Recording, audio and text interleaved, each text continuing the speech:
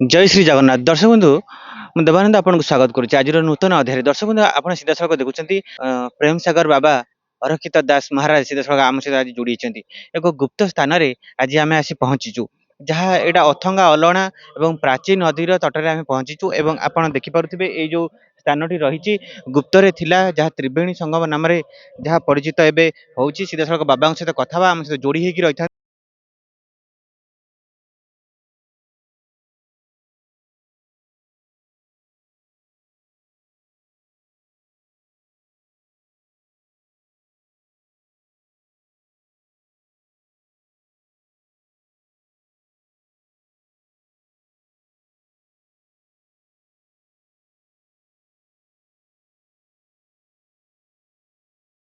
ଦର୍ଶକ ବନ୍ଧୁ ସିଧାସଳଖ ବାବାଙ୍କ ସହିତ କଥା ହେବା, ଯାହା ଏଇ ସ୍ଥାନଟି ଆପଣ ଦେଖିପାରୁଥିବେ ଆମ ପଛରେ ଏକ ଗୁପ୍ତରେ ଥିଲା। ଏଇ ସ୍ଥାନଟି ଏବେ ଉଦ୍ଧାର ହେଇଛି। କିଭଳି ଭାବରେ ଏଇ ପରିଚୟ ପାଇଲା ଏଇ ସ୍ଥାନଟି, ସିଧାସଳଖ ବାବାଙ୍କ ସହିତ କଥା ହେବା। ଆମ ସହିତ ଯୋଡ଼ି ହେଇ ରହିଥାନ୍ତୁ ଭିଡ଼ିଓର ଶେଷ ପର୍ଯ୍ୟନ୍ତ। ବାବା ଆପଣଙ୍କୁ ପ୍ରଣାମ ଏବଂ ଆମ ଚ୍ୟାନେଲକୁ ସ୍ୱାଗତ। ବାବା ଏଇ ସ୍ଥାନ ବିଷୟରେ ଆମ ଦର୍ଶକ ବନ୍ଧୁମାନଙ୍କୁ କ'ଣ ତଥ୍ୟ ଦେବେ? ଜୟ ଜଗନ୍ନାଥ।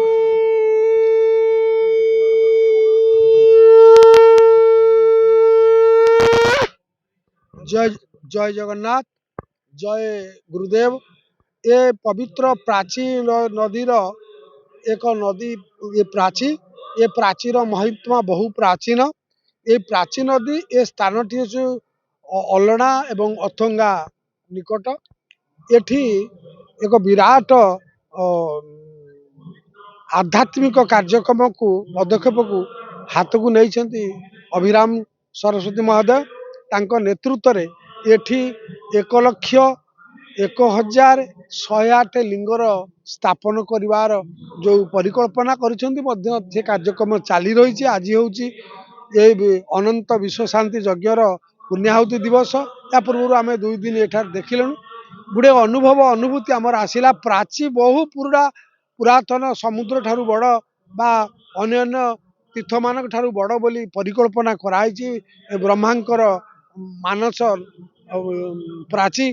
ଏ ପ୍ରାଚୀର ଏଇଠାରେ ଏଇ ଯେଉଁ କାର୍ଯ୍ୟକ୍ରମ କରାଯାଉଛି, ଏ କାର୍ଯ୍ୟକ୍ରମରେ ଏଠି ଏଇ ଯେଉଁ ଦେଖୁଛନ୍ତି ସାଗର, ଏଇ ଯେଉଁ ସ୍ଥଳଟି, ଏଟାକୁ ତ୍ରିବେଣୀ ସଙ୍ଗମ ସ୍ଥଳ ଭାବରେ ବାବା ଅନୁଭବ କରୁଛନ୍ତି। ଏବଂ ଏଇଠି ଗଙ୍ଗା, ଯମୁନା, ସରସ୍ୱତୀ ରହିଛନ୍ତି। ସରସ୍ୱତୀ ତ ପ୍ରାଚୀ, ଏହା ସହିତ ଗଙ୍ଗା ଏବଂ ଯମୁନା ଏଇ ପ୍ରାଚୀ ନଦୀର ସ୍ରୋତରେ ମିଳିତ ହେଇଛନ୍ତି। ଏବଂ ଏହା ବ୍ୟତୀତ ତ ପ୍ରାଚୀର ମହିମା ଅନନ୍ତ। ପ୍ରାଚୀର 10 ମାଧବ ଆଉ 10 ଲିଙ୍ଗ, ଏବଂ ପ୍ରାଚୀ ତଟରେ ବହୁ ଋଷି ମୁନି ଦେବତା ଏବଂ ବହୁ ସତ୍ୟ, ତ୍ରେତୟା, ଦ୍ୱାପର 4 ଯୁଗର ଖେଳ ମଧ୍ୟ ହେଇଛି। ଏମିତି ଏକ ପବିତ୍ର ସ୍ଥାନର ପୁନରୁଦ୍ଧାର ଏବଂ ଏ ସ୍ଥାନର ମହିମା ବିଖ୍ୟାତ। ଏବଂ ପ୍ରାଚୀ ନଦୀର ଦି ତଟରେ ଏବଂ ଯେଉଁ ସେ ତୋରଣ କରିବା ବା ପ୍ରାଚୀ ନଦୀ ତଟରୁ ଅନେକ କାର୍ଯ୍ୟକ୍ରମ ଆରମ୍ଭ କରିବା ଏବଂ ପଦକ୍ଷେପକୁ ଅଭିରାମ ସରସ୍ୱତୀ ଯେଉଁ ନେଇଛନ୍ତି, ଗୋଟେ ବଡ଼ ସୁନ୍ଦର କଥା। ତାପରେ ସିଏ ଏଠାରେ ବୃଦ୍ଧାଶ୍ରମ ସ୍ଥାପନ କରିବା, ଗୋଶାଳା କରିବା ଏବଂ ପ୍ରାଚୀ ନଦୀର ଚତୁଃପାର୍ଶ୍ୱର ସୁରକ୍ଷା ପ୍ରଦାନ କରିବା। ବାବା ଏଇ ସ୍ଥାନଟି କ'ଣ ଗୁପ୍ତରେ ରହିଥିଲା? ଏଟା ବହୁତ ଗୁପ୍ତରେ ଥିଲା। ଏବେ ସେଇ ସ୍ଥାନଟି ଗୁପ୍ତ ଭାବରେ ପ୍ରକଟ କରାଯାଇଛି। ଯାହା ହଉ, ଅଭିରାମ ସରସ୍ୱତୀଙ୍କ ଆନୁକୂଲ୍ୟରେ ଏ ଯେଉଁ ପୁନରୁଦ୍ଧାର ହେଇଛି, ମୋ 3 ଦିନର ଅନୁଭବ ହେଲାଣି। ମୁଁ ପ୍ରାଚୀ ମହାତ୍ମା ସମ୍ପର୍କରେ ବହୁ ମାଳିକା, ବହୁ ଭବିଷ୍ୟତବାଣୀ, ବହୁ ଗ୍ରନ୍ଥ ଦେଖିଛୁ। ଆମର ଓଡ଼ିଶାରେ 2ଟି ନଦୀ ଅତି ପୁରାତନ, ପ୍ରାଚୀ ଆଉ ଚିତ୍ରତୋଳା ଆପଣ ଜାଣନ୍ତି। ଚିତ୍ରତୋଳା ନଦୀ କୂଳେ ମହାପୁରୁଷ ଅଚ୍ୟୁତାନନ୍ଦ ଅଛନ୍ତି। ତାଙ୍କରି ଚିତ୍ରତୋଳାର ପ୍ରତି ବାଙ୍କରେ ଋଷିମୁନି ମାନେ ଅଛନ୍ତି। ସେମିତି ପ୍ରାଚୀର ପ୍ରତି ବାଙ୍କରେ, ପ୍ରାଚୀ ମଧ୍ୟ ବୁଲି ବୁଲି ଯାଇଛି, ତାର ପ୍ରତି ବାଙ୍କରେ ପ୍ରଚୀ ବାଙ୍କରେ ଋଷିମୁନିଙ୍କର ସ୍ଥାନ ଅଛି। ଏବଂ ଯୁଗାନୁକର୍ମରେ ଏହି ସ୍ଥାନର ମହିମା ମାହାତ୍ମ୍ୟ ଥିଲା। ପ୍ରାଚୀର ପୁନରୁଦ୍ଧାର ପାଇଁ ପ୍ରାଚୀ ପୋତି ହେଇ ପଡ଼ୁଛି। ପ୍ରାଚୀ ଦେହରେ ଲୋକ ଘର ଦ୍ୱାର କରିଗଲେଣି। ପ୍ରାଚୀର ସୁରକ୍ଷା ପାଇଁକି କେହି ପ୍ରୟାସ କରୁନାହାନ୍ତି। ଯଦିଓ କିଛିଟା ସରକାର, ବେସରକାର ସ୍ତରରେ ଏବେ ପଦକ୍ଷେପ ଆରମ୍ଭ ହେଇଛି, କିନ୍ତୁ ଏ ସବୁଠାରୁ ସ୍ମରଣୀୟ ହେଉଛି ଅଭିରାମ ସରସ୍ୱତୀ ଆକୁ ଗୋଟେ ବିରାଟ ରୂପରେଖ ଦେବାକୁ ଚିନ୍ତା କରିଛନ୍ତି। ବହୁ ଗୁଡ଼ାଏ ପର୍ଯ୍ୟଟନ ମାନେ ପ୍ରକଳନ ମୁଣ୍ଡରେ ରଖିଛନ୍ତି। ଯେ ଗୋଟେ ଆପଣ ଦେଖନ୍ତୁ ବଡ଼ ପ୍ରକଳ୍ପ ନୁହଁ ଓଡ଼ିଶାରେ ଗୋଟେ ବଡ଼ କଥା ମାନେ 1,01,000 ଆଉ 108 ଲିଙ୍ଗ ସ୍ଥାପନ କରିବା। ଏଇଟା ସାଧାରଣ ପରିକଳ୍ପନା ନୁହଁ। ଏହା ବ୍ୟତୀତ ଏଠି ମଧ୍ୟ ସେ ବହୁତ ଗୁଡ଼ାଏ କାର୍ଯ୍ୟକ୍ରମ ହାତକୁ ନେଇଛନ୍ତି କରିଛନ୍ତି। ଏଇଟା ପୂର୍ବରୁ ଥିଲା ଏବେ ୟାକୁ କାର୍ଯ୍ୟକାରୀ କରାଯାଉଛି ଏବଂ ଏହାର ମହାତ୍ମା ମହିମା ବହୁତ ରହିଛି। ବାବା ଏଇ ଯୋଉ ସମୟଟି ଚାଲିଛି ଅନେକ ଭୟାବହ ପରିସ୍ଥିତି ଦେଖିବାକୁ ମିଳୁଛି। ଆ ଭିତରେ ଏମିତି ଗୁପ୍ତ ସ୍ଥାନ ପୁନରୁଦ୍ଧାର ହେବା ଆର କଣ ସଂକେତ ରହିଛି? ନିଶ୍ଚିତ ଭାବରେ ଏପଟେ ଆମର ପାକ୍ଷିକ ଯୁଦ୍ଧ ମଧ୍ୟ ଏସିଆ ଯୁଦ୍ଧ ଆଜି ପାକିସ୍ତାନ ମଧ୍ୟ ଯୁଦ୍ଧ କିଛି କରିଛି ଏବଂ ଏ ଯୁଦ୍ଧ ଭିତରେ ଏ ସରସ୍ୱତୀ ପ୍ରାଚୀ ସରସ୍ୱତୀ ପାଖରେ ଏ ନୀଳା ପ୍ରକଟ ହେବାର ବହୁତ କଥା ଅଛି। ଆପଣ ଦେଖନ୍ତୁ ଯୋଉ 1,01,108 ଲିଙ୍ଗ ସ୍ଥାପନ କରିଛନ୍ତି। ଆପଣ ଜାଣନ୍ତି ଭଗବାନ ଶଙ୍କର ହଉଛନ୍ତି ଆଦିଦେବ। ଆଦିଦେବଙ୍କର ସୁପୁତ୍ର 2 ଜଣ। ମା ପାର୍ବତୀ ହଉଛନ୍ତି ଜଗତ ମାତା। ତାଙ୍କର 2 ପୁତ୍ର ସ୍କନ୍ଦ କାର୍ତ୍ତିକେୟ ଏବଂ ଗଣେଶ। ଗଣେଶ ହେଲେ ବିଦ୍ୟାଦାତା ଏବଂ ବିଘ୍ନରାଜ। କାର୍ତ୍ତିକ ହଉଛନ୍ତି ସୁର ସେନାପତି। ଆଜ୍ଞା ଯୁଦ୍ଧ ହେଲା ମାନେ କାର୍ତ୍ତିକକୁ ସ୍ମରଣ କରିବାକୁ ପଡ଼ିବ ସ୍କନ୍ଦକୁ। ତେଣୁ ଏଠି ଭଗବାନ ଲିଙ୍ଗ ସ୍ଥାପନ ହଉଛି ମାନେ କାର୍ତ୍ତିକଙ୍କର ଯୁଦ୍ଧର ଯୋଉ ଯୁଦ୍ଧ ସମୟରେ ୟାଙ୍କୁ ସୁର ସେନାପତିଙ୍କୁ ମଧ୍ୟ ଆହ୍ୱାନ କରିବା ଗଡ଼େ ନାରାୟଣ ରୁଦ୍ର ଅମ୍ବିକେ ଭାସ୍କର ତଥା ବିନା ବିନ ନକର୍ତ୍ତବ ପଞ୍ଚଦେବ ନମସ୍ତେ। ତେଣୁ ଏଠି କାର୍ତ୍ତିକଙ୍କର ମହିମା ମଧ୍ୟ ଅଛି। ଏ ଯୋଉ ଲିଙ୍ଗ ଲକ୍ଷ ଲିଙ୍ଗ ଦେବଦେବ ମହାଦେବ ହଉଛନ୍ତି ସଂହାର କର୍ତ୍ତି।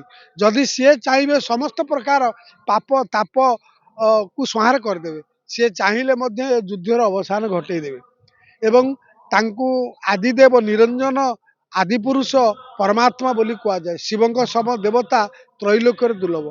କିନ୍ତୁ ଆମ ଓଡ଼ିଶାରେ ଏଭଳି 1,01,108 ଲିଙ୍ଗ ସ୍ଥାପନ କରିବା ଏ ନିଶ୍ଚିତ ଏପଟେ ଯୁଦ୍ଧ ଏପଟେ ଦେଶର ପରିସ୍ଥିତି ବନ୍ୟା ବାତ୍ୟା ସେପଟେ ନୀଳଚକ୍ରରେ ବାରମ୍ବାର ପକ୍ଷୀ ବସୁଛନ୍ତି ଏବଂ କିଛି ଅଘଟଣ ଦେଖାଦେଉଛି। ୟା ଭିତରେ ମଧ୍ୟ ଓଡ଼ିଶାରେ କିଛି ପାକ୍ଷିକ ଭୂମି ପ୍ରଳୟ ଦେଖେଇଛି କିଛି ଲୋକଙ୍କର କ୍ଷୟକ୍ଷତି କରୁଛି। ଆଉ ଆଜି ମଧ୍ୟ ଯାହା ଜଣାପଡ଼ୁଛି ଓଡ଼ିଶାର ପଶ୍ଚିମ ଓଡ଼ିଶାରେ କିଛି ଘଟିବାର ଅଛି। ତା ବ୍ୟତୀତ ଭାରତରେ ବହୁତ କଥା ଚାଲିଛି। ଭାରତ ବର୍ତ୍ତମାନ ରୋମନ୍ଥନ ହେଇଛି। ୟା ଭିତରେ ଗୋଟେ ମଧ୍ୟ ଯୁଦ୍ଧ ଓଡ଼ିଶାରେ ହେଇସାରିଛି ଇଲେକ୍ସନ ଯୁଦ୍ଧ ଇଏ ମଧ୍ୟ ଗୋଟାଏ କାର୍ଯ୍ୟକ୍ରମ ଚାଲିଛି। ଏସବୁ ସନ୍ଧି ଘଡ଼ି ମୁହୂର୍ତ୍ତ ସମୟ ଏବଂ ମୁଁ ଜାଣୁଛି ଏ ସମୟଟା ଗୋଟାଏ ସନ୍ଧି ସମୟ। ଏ ସନ୍ଧିକି ଯେଉଁମାନେ ଭେଦ କରିବେ ଏ ଜାଣିପାରିବେ। ଯେମିତି ଅଭିମନ୍ୟୁ ସପ୍ତଚକ୍ର ଭେଦ କରିକି ଯାଇଥିଲା କିନ୍ତୁ ଫେରିବା ବାଟଟା ପାଇନଥିଲା। କିନ୍ତୁ ଏ ସନ୍ଧିକି ଭେଦିବା କରିକି ଯିଏ ଫେରି ପାରିବ ସେ ଏହାର ଅନ୍ତ ପାଇପାରିବ। ୟା ଭିତରେ ବହୁତ ଅନୁଭବ ଅନୁଭୂତି ଅଛି। ଅନେକ ମହତ କଥା ଅଛି। ଅନେକ ଗାଥା ଅଛି। ଏ ପ୍ରାଚୀର ମହିମା ଏତେ ବ୍ୟାପକ ଏତେ ମାହାତ୍ମ୍ୟ ରହିଛି ଏ ପ୍ରାଚୀର ସରସ୍ୱତୀର ଯେ ମହାନଦୀ ଯେ ଗଙ୍ଗା ନୀର ଚିତ୍ର ଯେ ଯମୁନା ଆବର ଯେ ସରସ୍ୱତୀ ପ୍ରାଚୀ ଇଏ ଯୋଉ ପ୍ରାଚୀ ଏ ସରସ୍ୱତୀ ଗୁପ୍ତରେ ବିଦ୍ୟାଦାତ୍ରୀ। ପୁଣି ଏ ମଣ୍ଡଳ ହଉଛି ମା ମଙ୍ଗଳାଙ୍କର ମଣ୍ଡଳ। ପ୍ରାଚୀ ତଟରେ ମା କାକଟପୁର ଜଗଜ୍ଜନନୀ ବିରାଜମାନ ଯୋଉଠିକି ବହୁତ କିଛି ନୀଳା ପ୍ରକଟ ହବ। ମା ନିଜେ ହଉଛନ୍ତି ଆଦିଧାତ୍ରୀ ଆଦିମାତା ଯିଏକି ଦାରୁକୋଳବରରେ ଜଗନ୍ନାଥଙ୍କର ନୀତି ଜଗନ୍ନାଥଙ୍କର ଆବଶ୍ୟକତା ବେଳରେ ନିଜେ ମା ମଙ୍ଗଳା ଏଠି କରିଥାନ୍ତି। ପ୍ରାଚୀ ମଙ୍ଗଳାଙ୍କର ମହିମା ରହିଛି। ପ୍ରାଚୀ ତଟରେ ମାର୍କଣ୍ଡ କୃପାଜଳ ଗାଗ୍ରବ ସ୍ୱୟମ୍ଭୁ ନାରଦ ବଶିଷ୍ଠ ବିଶ୍ୱାମିତ୍ର ହେମଦଗିରି ପୁଲସ୍ତ କର୍ତ୍ତୃ ଅଙ୍ଗିରାସ ବେଦବ୍ୟାସ ଋଷିମୁନି ରହିଛନ୍ତି। ତ୍ରେତୟା ଯୁଗରେ ରାମଚନ୍ଦ୍ର ଆସି ଦଣ୍ଡକାରଣ୍ୟ ଅଛି। ଏଠାରେ ଶ୍ରୀକୃଷ୍ଣ ଆଗମନ କରିଥିଲେ। ଗୋଟେ ଅପୋଡ଼ା ଭୂମି ବି ଅଛି। ଏଠି ବହୁ ଲିଙ୍ଗ ମଧ୍ୟ ଅଛି ପ୍ରାଚୀ ତଟିରେ। ସେ ବହୁ ଲିଙ୍ଗକୁ ପୂଜା ଅପୂଜାରେ ଅଛନ୍ତି। କିନ୍ତୁ ଏଠି ଯୋଉ ଲିଙ୍ଗ ସ୍ଥାପନ କରିବାର ଲକ୍ଷେ ଲିଙ୍ଗ ସ୍ଥାପନ କରିବା 1,01,108 ତାକୁ ଯୋଉ ପରିକଳ୍ପନା କରାଯାଇଛି କାଳେ କୋଉଠି ଲିଙ୍ଗ ଅପୂଜାରେ ରହିଥିବେ ସେ ଯୋଉ ସୂକ୍ଷ୍ମ ସତ୍ତା ବା ସେ ଶକ୍ତି ଆସି ଏଠି ଉପବେଶନ କରିବ। ତେଣୁ ପ୍ରାଚୀର କୂଳରେ 1,01,108 ଲିଙ୍ଗ ଅଛନ୍ତି। ତେଣୁ ଏଠି ଏକାଥରେ 1,01,108 ଲିଙ୍ଗ ସ୍ଥାପନ କରିବାର ପରିକଳ୍ପନା ସେ ଲିଙ୍ଗମାନଙ୍କର ସୂକ୍ଷ୍ମ ସତ୍ତାକୁ ଆହ୍ୱାନ କରିବା ତାଙ୍କୁ ଜାଗ୍ରତ କରିବା। ତେଣୁ ଇଏ ଗୋଟେ ବଡ଼ କଥା। ୟା ବ୍ୟତୀତ ଏଠି ବହୁ ସାଧୁ ସନ୍ଥ ମହାତ୍ମା ସମାବେଶ ହେଇଛି। 3-4 दिन व्यापी एठी चली जग यज्ञ एवं विभिन्न प्रकार प्रसाद सेवन हरिहाट एवं बहु जनसाधारण भक्त माँ भौणी मैंने अच्छी हरिबोल हुड़ाहुड़ी शंखनाद स्थान परिपूर्ण होती। बाबा जो समय को अपेक्षा थिला ये सब लीला घटियो बोली कि एई कौन सही समय आसी जाइए बाबा। समय निकट हेलानी कहला तुम्भ घर भात सरिला है जगत स्वाई बेल तो निकट हेलानी अभिराम कहे तेणु ठिकणा माने अच्युतानंद कहले टलिबो हाड़ीदास कहले टलिबो नाइंती एकथा निश्चय होइबो दिने टाकी रही भरोसा करी भकत माने ठाब करी अछि अमरावती पूर्व कड़र ठीक पद बाछी कहले हाड़ीदास अच्युतानंद कहते कथा भविष्य में घटिबो पृथ्वी फाड़ हेले ही हब अच्युत वाक्य अनथा रहिबो अमृत भकी जाइपारे प्राण अच्युत वचन महापुरुष माने जेतले मालिका भविष्यवाणी मानकरे अच्युत अनंत जशवंत जगन्नाथ बलराम ये दिव्य कष्ट लक्ष लक्ष ग्रंथर रचयिता एवं शह शह भविष्यत मालिकी मोहकल्प कलिकल्प इंद्रकल्प टीकाकल्प वज्रकल्प जायफुल मालिका कैफुल मालिका टीका मालिका जशवंत मालिका अच्युतानंद मालिका एवं बहु कल्प कल्प कल्परे बहुत 36 कल्प अच्छी 36 संहिता अच्छी माने लक्षाधिक ग्रंथर रचयिता महापुरुष ये सब प्राचीर महिमा को वर्णना कर पंचसखा माने आ पूर्वे पंचसखा माने यही प्राची कूल एकत्रित होते जोठिकी से माने मंत्रर परीक्षा निरीक्षा करुले नागांत जोगांत वेदांत सिद्धांत कथा एठी उठिची एवं परीक्षा निरीक्षा गुरु शिष्य एठी बीज मंत्र हरण होती बोधे मु भावुची से समय आसी बीज तत्वर उद्धार हम बीज मंत्र जो हरण होता 600 वर्ष तले पंचसखा जुगरे माधुरी मथुरी उपाख्यान शून्य संहितार अच्छी यही प्राची तटे तार पुनरुद्धार निश्चित हवाक जाऊँगी एवं आगकू एक विषम संधि समय आसूची मु कहूना एथरे आपण मानकर क्षय केते आपण माने सजग हुंतु एबे बाहरी आसंतु आपणक भितरे मो भितरे से अनंत खेला कलेनी चारिआडे व्यापिलेनी अनंत नीला आसूची अनंतक नीला हेब सचराचर जगते व्यापीब जाई फूललो तांको आदि अंत के कहलिब जाई फूललो तेणु ए अनंतंकर असीम नीला भगवान विश्वरूप अर्जुन को विश्वरूप देखे सर्वत्र व्याप भली एठी चली बहुत कथा अभिराम सरस्वती मोर बंधु तांको आनुकूल्य रे एठी बहुत किछि कार्यक्रम करा जायछि एक अभिनव पदक्षेप मध्य लिया जायछि। बाबा आपको बहुत बहुत धन्यवाद दर्शक बंधु आप सीधा सड़क शुणुले अनेक जहाँ गुप्त रहस्य थिला बाबा सीधा सड़क कहले किंतु आउ एक अध्याय आप सहित साक्षात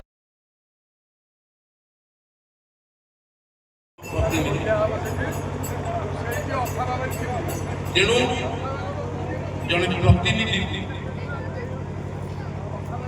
तुम्हें स्वार्थ न रखी निस्वार्थपर भाव एहिमे तनय दुष्टत्वामं शरणं तदा अमरकेन्द्रगुणितं वासुदेव जगतपदे एहिमे तनय दुष्टत्वामं शरणं वासुदेव जगतपदे एहिमे तनय दुष्टत्वामं शरणं तदा अमरकेन्द्रगुणितं वासुदेव जगतपदे एहिमे तनय दुष्टत्वामं शरणं तदा शांतिदा खुशीदा वर्ण होत दशासक्ती यज्ञ कर्म दशता नित्रेच्छत सर्वेसा जगमाना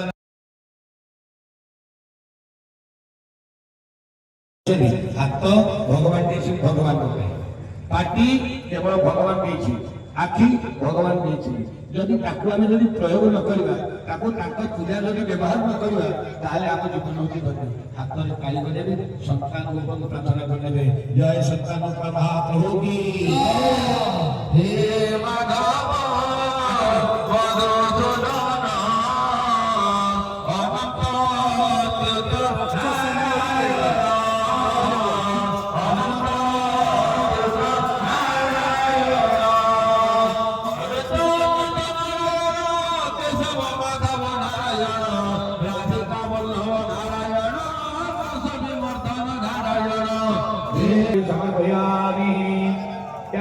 गोटे माँ अच्छी आपण मैंने समझे कि माँ के नहीं से माँ ना होची अन्नपूर्णा जेऊ ना से अन्नपूर्णा काय दे ओम नित्यानंद करी बरा भय करी सौंदर्य रत्ना करी निर्दोषा दिन घोर पावन करी प्रत्यक्ष माहेश्वरे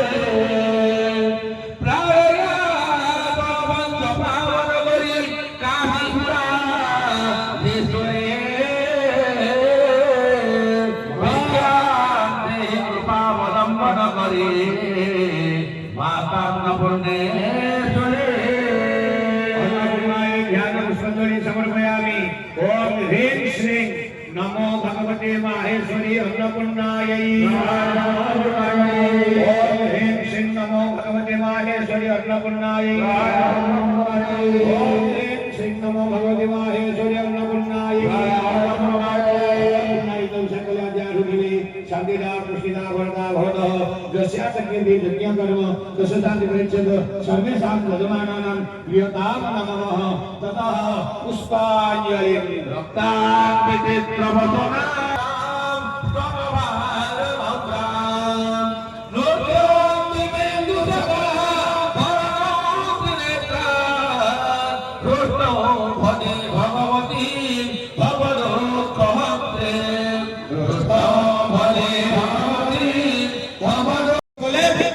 पाखरे बसी मंत्र पढ़िले कौन पढ़िले